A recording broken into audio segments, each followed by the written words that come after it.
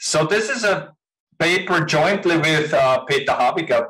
Peter is a PhD student at my institute, and he is currently, so this is the second paper, and he's currently working on his third paper. And the joint paper I'm presenting today is about encroachment, and it's about information acquisition, and in particular about strategic ignorance. So can it be that that you don't, even if information is free, that you don't want to have this information? Is there an advantage in that? And I want to start with a little bit of definitions. Probably in this with this group, it's not necessary, but there might be one person or the other doesn't know what encroachment means. So think about the standard manufacturer retailer setting. So there is an upstream firm, a downstream firm, an upstream manufacturer, might be a contract manufacturer, and there is a downstream firm, a retailer, might be an original equipment manufacturer. And the manufacturer produces a product, sells it to the retailer sells it to the consumers. The relationship between the manufacturer and the retailer is governed by a linear wholesale contract. And so it's the typical kind of like double marginalization setting. But now you give the manufacturer the option to open a direct channel to enter the retailer's final product market. So think about, I think, firms like ZTE, they were contract manufacturers before for some mobile phone producers, and now they say, well, why not manufacturing mobile phones ourselves? And then they compete against sort of like the customer, the retailer. So it's kind of like a relationship where you have an element of cooperation, but at the same time, an element of competition. And the literature asks the question, under which circumstances do you see encroachment? And under which circumstances do all parties win, all parties lose? Or now typically you would expect, well, the manufacturer, if the manufacturer enters, encroaches, it's good for the manufacturer, but not good for the retailer. And I want to talk a little bit about this later on when we do the literature research. So what we do in this paper is we take this standard setting and equip the retailer with the option to acquire perfect information about demand. So demand is uncertain, in particular demand intercept is uncertain, and the retailer has the option to acquire perfect information about this intercept.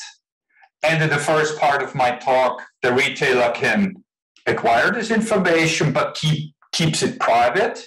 And then at the end of the talk, I also want to talk about information sharing.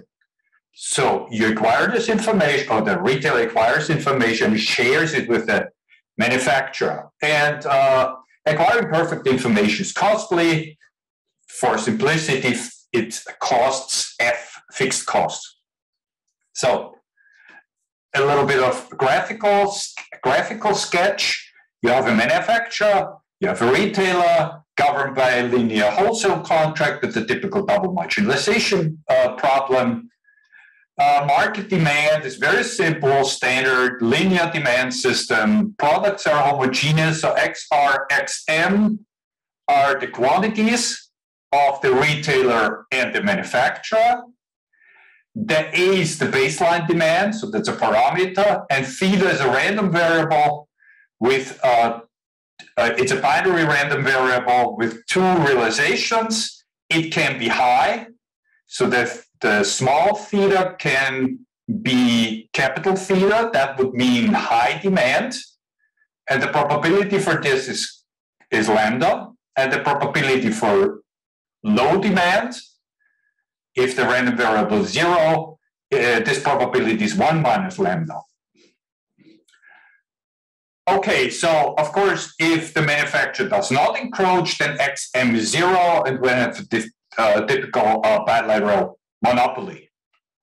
The timing, maybe I come back to this timing later on. So what are the questions we try to answer in this paper? First, how does M's encroachment strategy interact with R's information strategy? So that has been dealt with before. What is different is the timing. We first assume that M makes the encroachment choice. That's observable. And M, the manufacturer, and then the retailer reacts.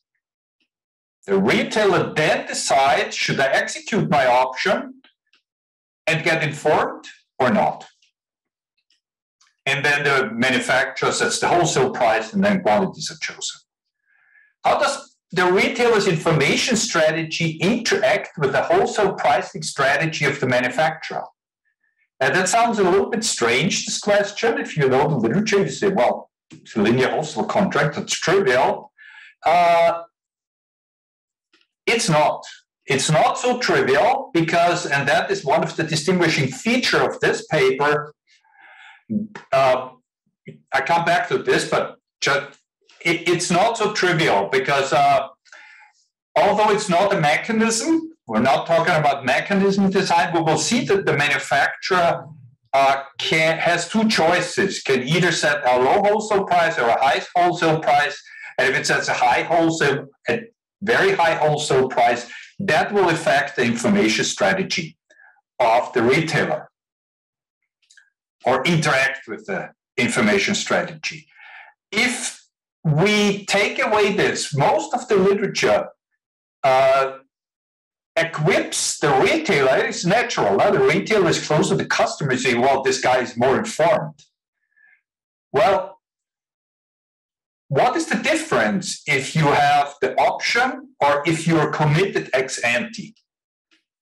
And does that mean you see more or less encroachment with flexible information acquisition? And finally, is information sharing, that is more information in the supply chain, always beneficial for the supply chain and for the supply chain partners? Let me talk a little bit about literature and contribution.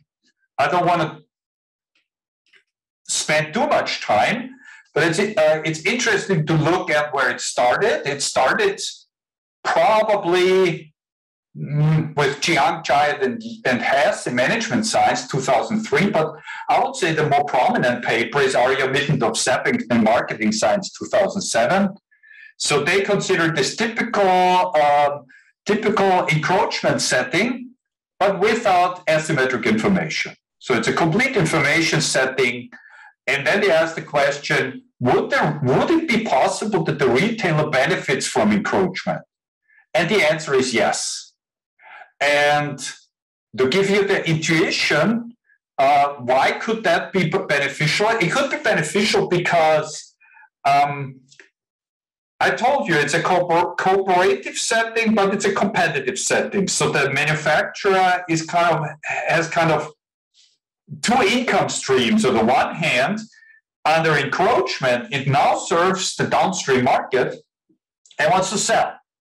But if it competes too aggressively in the downstream market, quantities are strategic substitutes, it would kind of like diminish the market share of the rival, the retailer, which means that the retailer needs less input or less products from the manufacturer. So that would cut down the income stream. And in order to avoid that, the manufacturer reduces the wholesale price.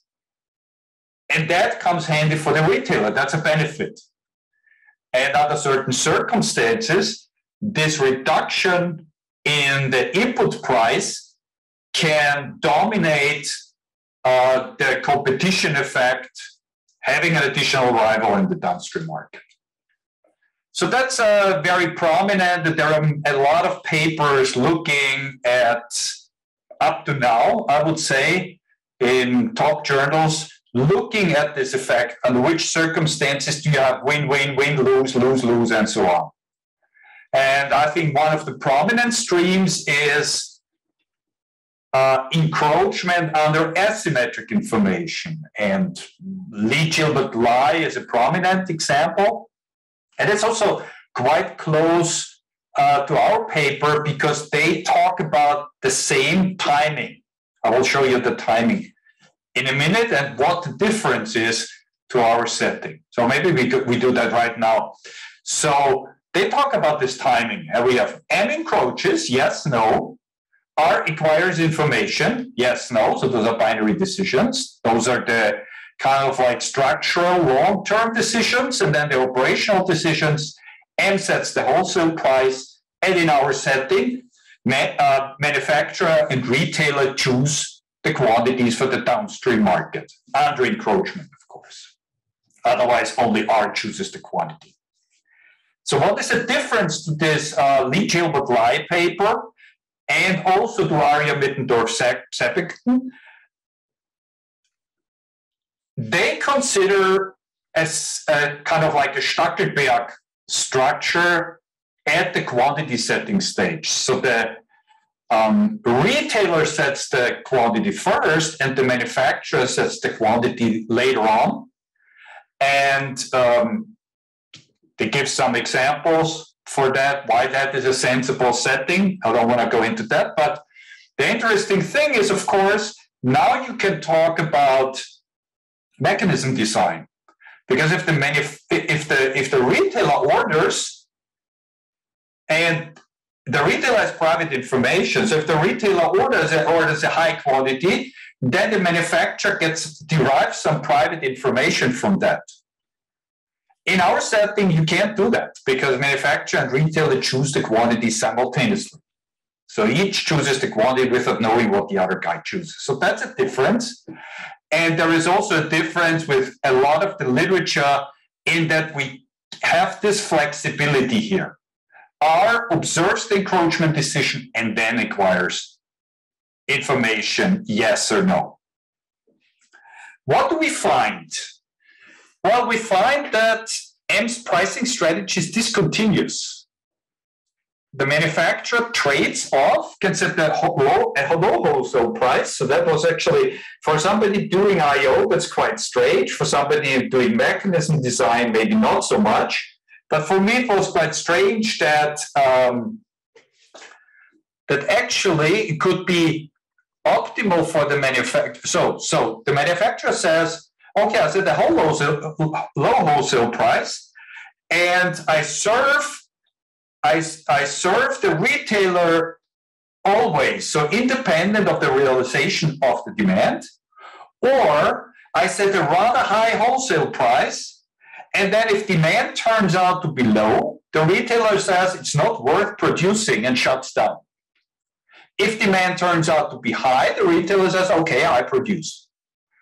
And it turns out that actually it might be optimal for the manufacturer to choose the second option. And so that basically drives a lot of our results. If you don't take, as we will see, if you don't take that into consideration, it's then boring. If you take that into consideration, a lot of interesting things might happen. So that affects anticipating this high wholesale price of the retailer. Of the manufacturer. It turns out that the retailer might be better off not to obtain information and strategically ignores information even if it would be freely available. And why is the retailer better off? Because the retailer says, if I don't have the information, I observably commit not to have this information, then the manufacturer who takes into consideration what the retailer does, if the retailer has the information or not, then the manufacturer would not set such a high wholesale price.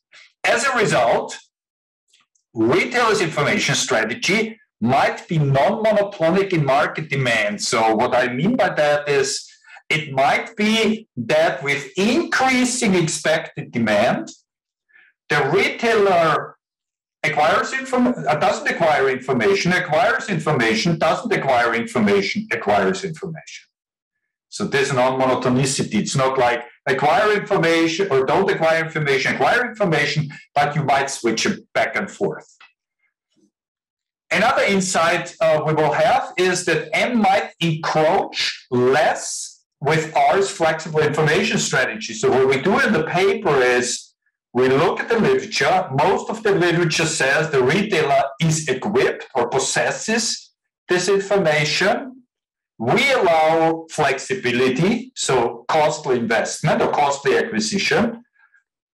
What is the difference and how does that affect the encroachment decision? And we see that the manufacturer encroaches less and that this might even be beneficial for the supply chain. So you get less information, less costly acquisition of information. You would always think that's good for the supply chain. It's not. It turns out that under certain circumstances, the supply chain might be better off.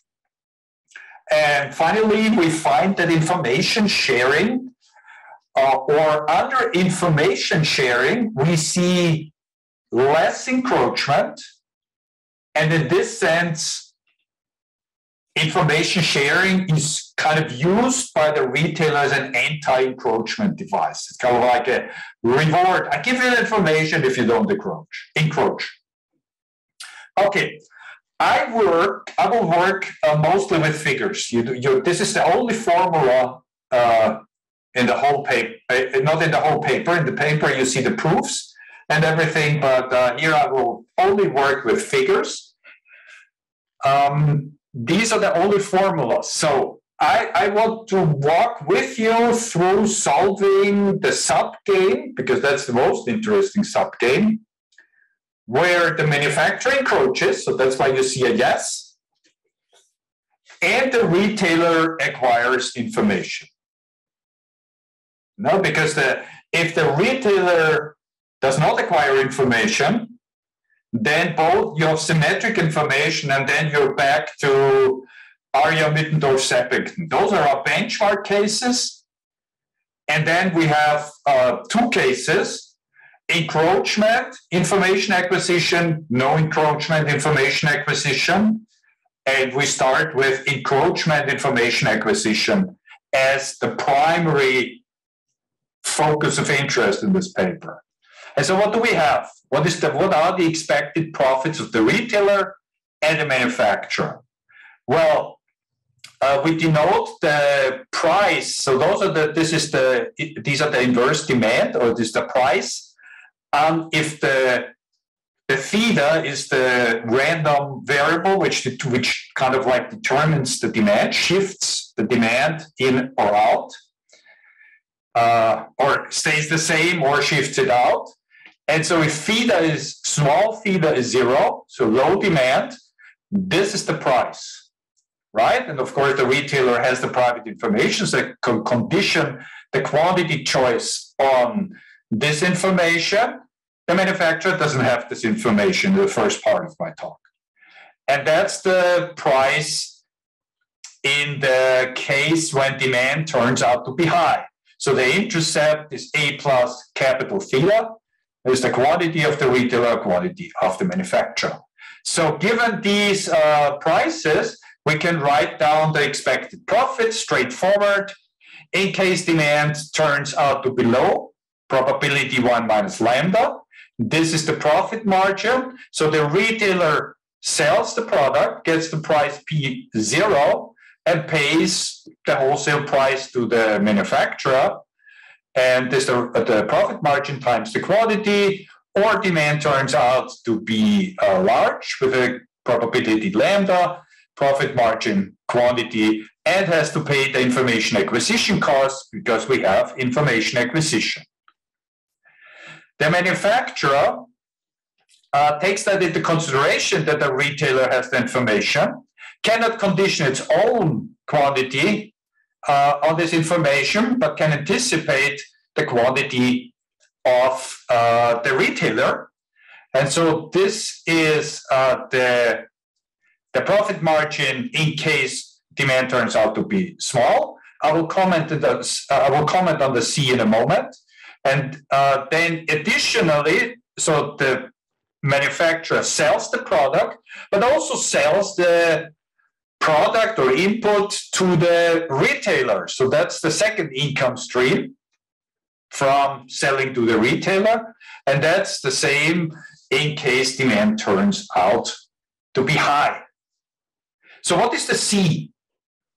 It is typical in these encroachment settings that you assume that the manufacturer, when the manufacturer sells through the direct channel,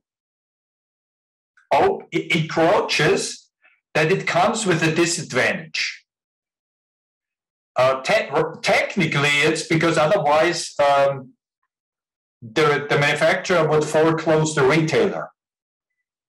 But there are other examples, like if you sell, for example, you open an online store, people cannot touch the product, and so the willingness to pay is lower. So those are not production costs. Production costs are normalized to zero, but those are selling costs if the manufacturer sells through the direct channel. And so those are selling costs, and they are C, while for the retailer, they're zero. So C measures somehow the disadvantage for the manufacturer of selling through, so it's the inefficiency of selling through the direct channel. So now I will walk with you. You remember timing, encroachment, information acquisition, wholesale pricing, quantities. The quantity choices are straightforward, right? I mean, you take the derivative with respect to the quantities and then solve the duopoly. So those are the quantities. Solving the quantity stage, straightforward textbook. What about the wholesale pricing stage? So if we look at the manufacturer's profit or reduced profit, what is the optimal choice of the wholesale price? Depending on the expected market size. You see, the small theta, the random variable, can either be zero or it can be capital theta. So theta, the difference between capital theta and zero, measures the expected market size or expected demand. So if you move from left to right, then you can imagine that the expected demand increases. How does the wholesale pricing choice of the manufacturer change? And it turns out that the manufacturer compares two situations. I repeat myself now, but just that it sinks in. The manufacturer can say, I charge a small wholesale price. So here it's WE, because we're talking about the encroachment situation. So I charge WE, small wholesale price, and then the retailer reacts by producing always, right? I mean, you see, if W is below P0, then the profit margin is positive. This is positive anyway, and so the manufacturer will produce. The retailer will produce. Did I say manufacturer? Sorry, the retailer will produce always, or the manufacturer can choose a high wholesale price. Those are the two options. And so you basically what you do is you calculate these two. Technically, you calculate these two profit functions and see where you get the higher, where the manufacturer gets the higher profit. And it turns out that there is a threshold value, that below the threshold value, the manufacturer chooses a low wholesale price and benefits from serving the retailer always, independent of demand. I mean, serving means the retailer choosing a wholesale price so that the retailer produces independent of demand. And above the threshold, if the retailer is, of course, if the retailer invests is informed, then the manufacturer charges a high wholesale price, and the retailer only produces if demand turns out to be high. So in this sense, this wholesale pricing strategy of the manufacturer is discontinuous. So basically, you have these two humped, these single humped functions, and technically, mathematically, the optimum jumps from one peak to the other at the threshold value. So what is the WE? The WE is the wholesale price if the comparison, the benchmark, if the manufacturer enters, but the retailer is not informed. And the W over bar E is the wholesale price when the retailer, if the retailer is informed and demand is high, and you see it jumps up. I don't know if I explained that well, but below this threshold, it doesn't matter for the manufacturer. This is due to this linearity of demand, right? So it doesn't matter if the manufacturer is informed or not. Sorry, if the retailer is informed or not, doesn't matter for the manufacturer, because in case the retailer does not acquire information, you make your calculations, or the manufacturer makes the calculations, or both parties have symmetric information and base their calculations on the expected demand. In case the retailer acquires information, the manufacturer can anticipate the expected quantities, calculates expected demand of the retailer, which is then technically again based on the expected demand again. So below this threshold, it doesn't matter for the manufacturer if the retailer gets information or not. Above this threshold, it matters. So that's an important point here. Because most of the time in I/O, you assume that quantities are always positive. In mechanism design, there is something like shutdown of the least able, or of the bad type, of the worst type. You can shut down the worst type by a mechanism, right? You can either write a mechanism so that all types get employed or are productive, or you can shut down, you can write the mechanism shutting down the worst type. And so that's kind of like similar, although we're not doing mechanism design here. But that's sort of a similar feature. And that mechanism drives a lot of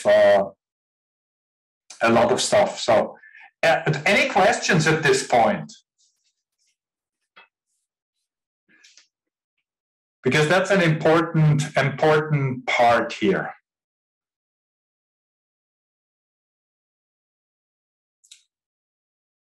Okay. So once we understood the wholesale pricing strategy, we can move backwards. I'm going with you through the solution procedure. We can go backwards and then say, okay, the retailer has now the decision to make, should I acquire information or not? A benchmark case is simple, not acquiring information. But how does it look like if, right? I mean, if the retailer acquires information, the retailer has to take into consideration this jump here, this jump in the wholesale price of the manufacturer.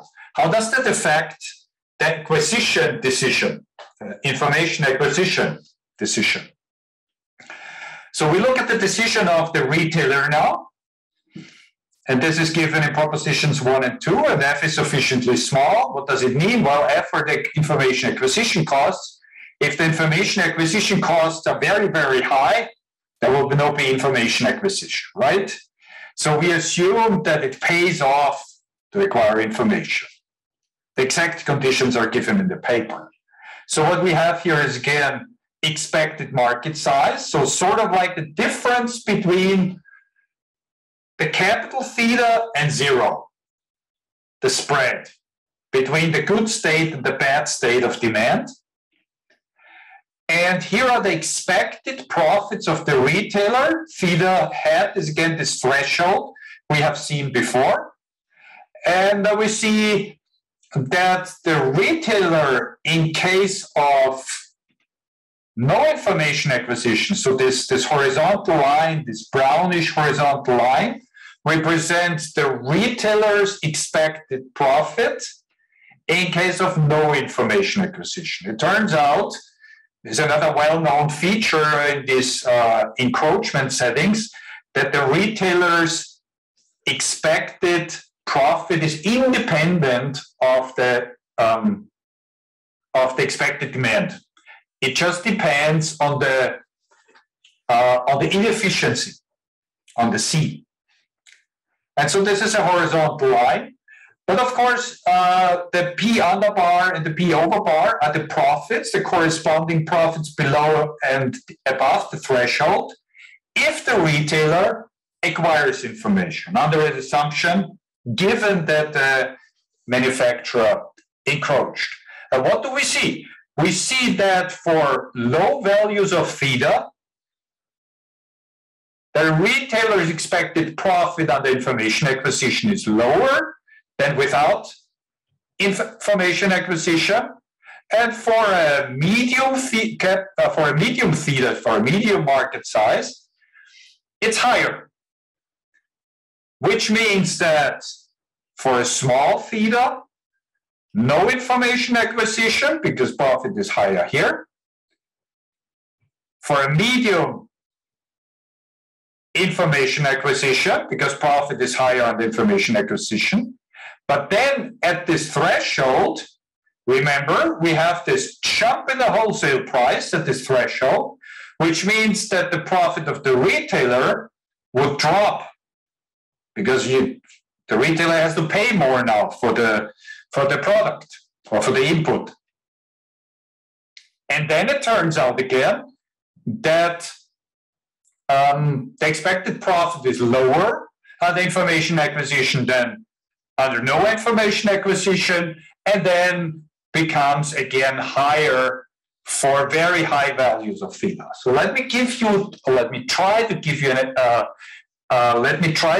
you an intuition here. What happens?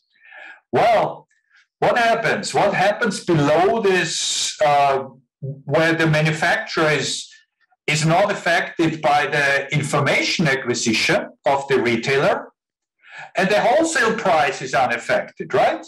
You see, the wholesale price is the same here. So here the retailer actually has a simple decision. The input is unaffected by its own decision. The input price is unaffected. So the retailer here in this case has a trade-off, which means if I invest and get the information, I can condition my quantity on this information. And that's valuable. It's called expected value of perfect information, right? Because we assume perfect information. So that has value, but it comes with a cost, which is F. If theta is small, so what is the information content if the theta, the small theta, the random variable can be 0, or it can be capital theta. If the capital theta is close to 0, so if the two state realizations are very close to each other, what is the value of information? Very little, because you don't gain any insights compared to basing it on the ex-ante information. And so you rather abstain from getting information. However, when theta gets larger, the variance gets larger, the variance of the good state and the bad state, and the variance drives the expected value of perfect information. So if you cross this threshold theta on the bar E, then it turns out that this value of perfect information dominates the information acquisition costs. So this is boring, no? This is textbook analysis, and it's not very interesting. because there is nothing strategic going on. It's a cost-benefit analysis. However, if you take into account that the shutdown of production in the in the bad state, then it becomes interesting. And here we look at this strategic ignorance. So if you're above this threshold, then again the wholesale price increases drastically, so the profits drop. So now suddenly you have, or you, the retailer, has three things. Number one, should I get the information? It costs me F, but it comes with the advantage that I can base my quantity choice on this true information. But at the same time, I get shut down with a high wholesale price in the bad state. I only produce in the good state. And so, of course, that doesn't pay if you're right here at right after the threshold because of the sudden high increase in the wholesale price. But as the theta starts increasing, as the expected demand starts increasing, the value of expected information becomes higher. And so then it eventually dominates again, and the retailer switches back. So you see no information acquisition, information acquisition, no information acquisition, information acquisition. In this sense, the information acquisition decision or strategy is non-monotonic.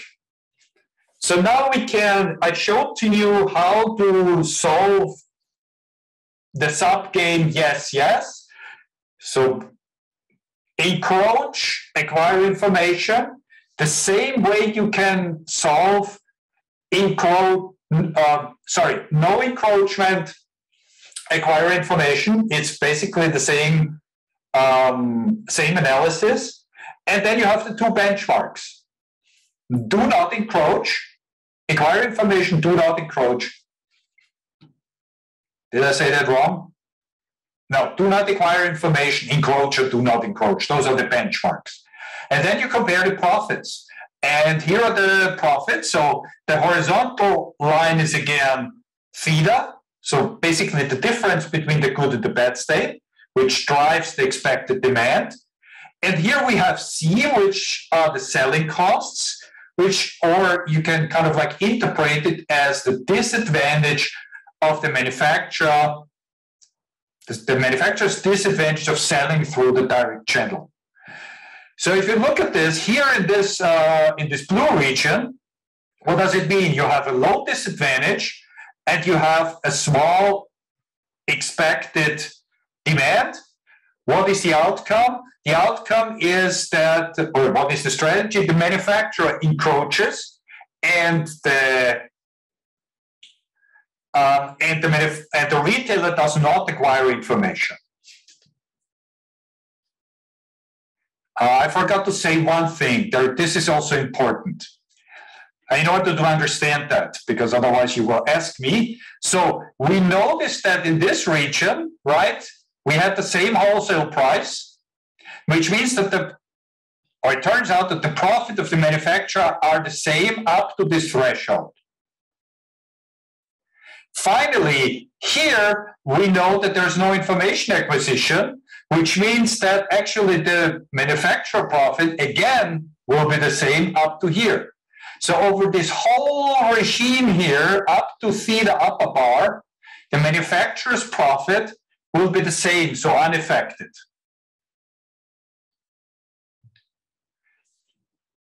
Unaffected means that you have to distinguish between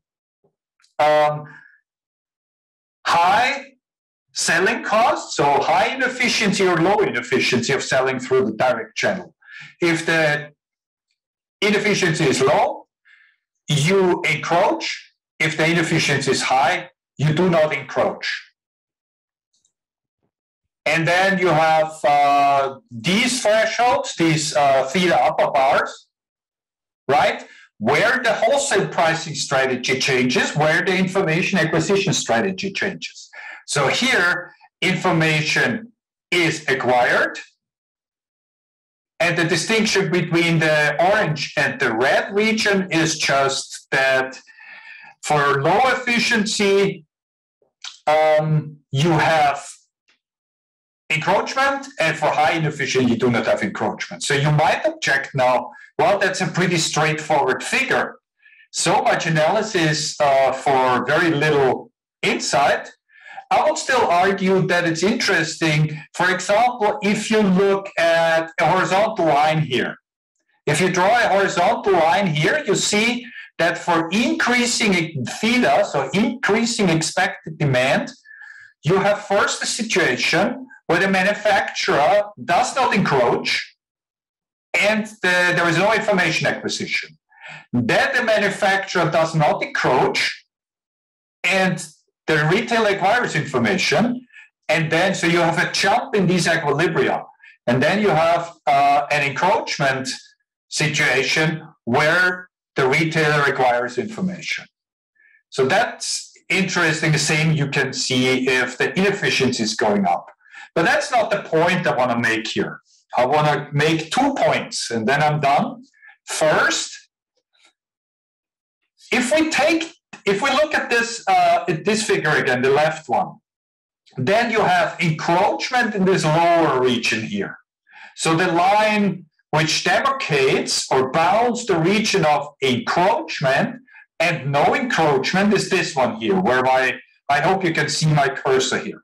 This, and this.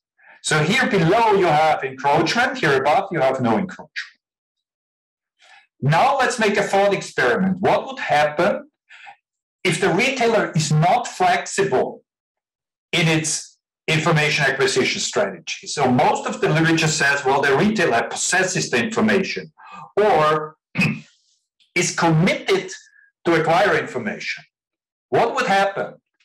Well, what would happen is, in this situation, maybe it's better in this situation. No, there is no choice for the retailer to say, "Oh, I don't want to have information," because the retailer has the information. So that means that the wholesale price increase would already happen at theta hat instead of the theta over bar. So earlier, the wholesale price increase, which was realized, would happen earlier. And so if you then look at the region of no encroachment, you see that this line shifts to the left and is here. And so the purple region is the region where you would see encroachment if the retailer would be inflexible. But see, if you would assume that the retailer can flexibly acquire information or not, then there is kind of like not deterrence, but avoidance of high wholesale price and encroachment, since the retailer can stay strategically ignorant, can avoid acquiring information. I'm not sure if that was clear. But the bottom line is that if you have a flexible information acquisition strategy of the retailer, this is the boundary. If you would assume that the retailer has to get the information, this would be the boundary. And so this purple region is kind of like the region where you can additionally avoid encroachment as a retailer by not acquiring information. It turns out that this actually, you would say, well, that's not good for the supply chain because more information is always better. It turns out that staying strategically ignorant, so giving this flexibility to the retailer, can actually benefit the supply chain. So I want to leave some time for discussion. Here is my last slide. What about information sharing? Probably you thought, why is this guy acquiring information and not sharing? So what happens if this guy would have the additional option of sharing information? Would that be ever beneficial? It turns out that if M encroaches, if the manufacturer encroaches, it's never profitable for the retailer to share information. However, if M does not encroach, it might be profitable for R if the expected market size measured by theta is sufficiently large. And why is that? Well, you remember, if theta is sufficiently large, if we're to the right of this threshold, the manufacturer increases the wholesale price. And that shuts down the retailer in the bad state of demand. And of course, the retailer, by sharing information, can prevent this, because if I share the information, the manufacturer can then can kind of like adjust the wholesale pricing policy on the true information and doesn't have to give an average price. Okay, so now we give, with this information sharing, we give this retailer an additional option to prevent the shutdown. Not only to withhold the information, which avoids the shutdown, but also to share the information, which also prevents the shutdown. And then what we find is, we look again at the same kind of regions here, we find that this red region, so this is the original region from before, so this one, here in dashed, and so under information sharing, if this is also an option, we find that this region here enlarges. Why is that? Well, information sharing makes the no encroachment option more attractive, right? I mean, under no encroachment, the manufacturer has this information and can kind of like design the wholesale price to the true value of the demand. And so that makes compared, no, M, it's never profitable for R if M encroaches. So it makes this not encroachment more attractive. And so this is what we see here in the figure. So in this sense, with a loose interpretation, you can say, aha, sharing information actually avoids encroachment, is kind of like an anti-encroachment device. Okay, so people, that was it.